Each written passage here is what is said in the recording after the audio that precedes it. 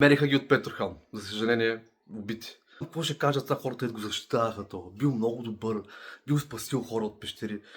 Хора, ние хората не сме черни и бели. Един пожарникар не може ли да извърши престъпление? Един полицай не може ли да извърши престъпление? Тяхната работа е да спасяват хора, нали така? Това, че той е спасил някакви хора преди години в пещера, какво означава това? Какво означава, че е духовен лама, както и той се завява като духовен лама.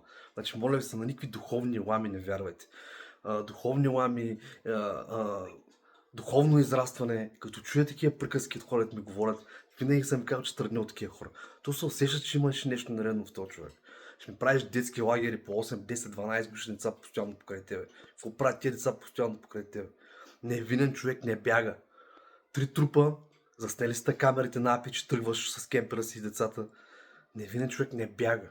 Намерили са го на предната седалка. Щом са го намерили на предната седалка, това говори, че най-вероятно се е самоубил спокойно. Децата може би са отзади, за съжаление.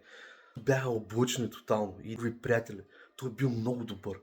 Ма ви какъв искате да е? Какво си представяте пълно от един убиец, от един педофил, че няма да е много добър ли? Естествено, че е добър. Вие виждали ли сте пълно серийни убийци от Америка? Отворете се малко, разгледайте ги. Те има и симпатични, красиви мъже. Има, които са били много общителни, много успели в живота. Вие какво очаквате да е някакъв изрод да изглежда? Не, те са нормални хора като нас.